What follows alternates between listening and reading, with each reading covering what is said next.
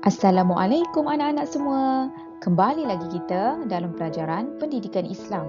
Baiklah, pada hari ini Ustazah akan mengajar anak-anak semua adab terhadap ibu bapa. Baiklah anak-anak, cuba anak-anak lihat dan perhatikan pada gambar di bawah. Ini gambar apa? Ya, ini adalah gambar potret sebuah keluarga. Di dalam gambar ini ada ibu, ayah dan anak-anak. Ya anak-anak, ini adalah contoh keluarga yang bahagia. Anak-anak sekalian, kita sebagai seorang anak haruslah mentaati dan menyayangi ibu dan bapa kita, kerana tanpa mereka tiadalah kita di atas dunia ini. Bagaimana caranya Ustazah untuk kita menyayangi dan mentaati kedua ibu bapa kita? Caranya ialah kita haruslah sentiasa mendoakan kesejahteraan mereka. Mari ikut Ustazah, kita berdoa bersama-sama untuk kesejahteraan ibu dan bapa kita.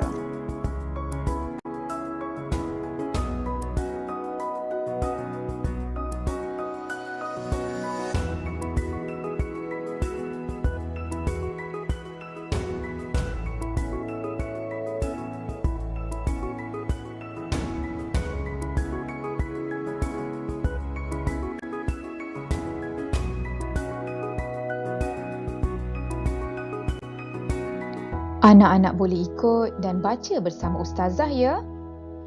Bismillahirrahmanirrahim. Allahumma ghfirli zunubi waliwalidayya warhamhuma kama rabbayani saghira. Ya Allah, ampunilah segala dosaku dan juga dosa kedua ibu bapaku, serta kasihanilah mereka seperti mereka memelihara dan mendidikku sewaktu kecil. Amin. Anak-anak sekalian, seterusnya mari kita lihat apakah adab terhadap ibu dan bapa. Yang pertama, mendahulukan ibu dan bapa ketika makan. Yang kedua, bermanis muka ketika bercakap dengan ibu dan ayah. Yang ketiga, duduk dengan baik dan sopan. Yang keempat, menggunakan bahasa yang baik dan tidak menggunakan perkataan yang kasar apabila bercakap dengan ibu dan ayah. Yang kelima, rendahkan suara apabila bercakap dengan ibu dan ayah. Yang keenam, meminta izin apabila hendak keluar daripada rumah. Yang ketujuh, tunduk apabila lalu di hadapan ibu dan ayah.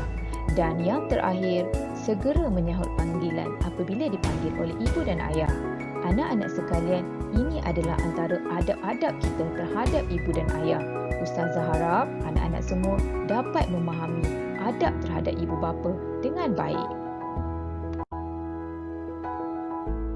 Anak-anak sekalian, seterusnya kita lihat pula kebaikan beradab dengan ibu bapa. Kebaikan apabila kita beradab dengan ibu bapa, yang pertama, diredai oleh Allah. Yang kedua, disenangi oleh masyarakat.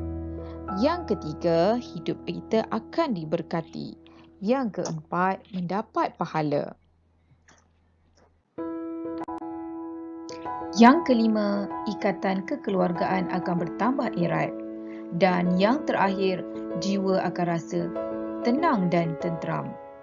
Ini adalah antara kebaikan jika kita beradab dengan ibu dan bapa kita.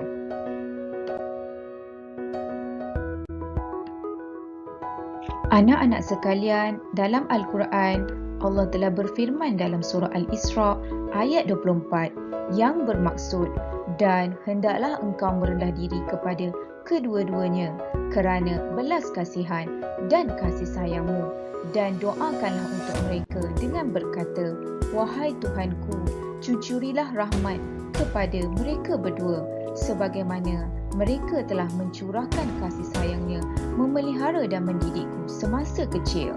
Surah Al-Isra ayat 24.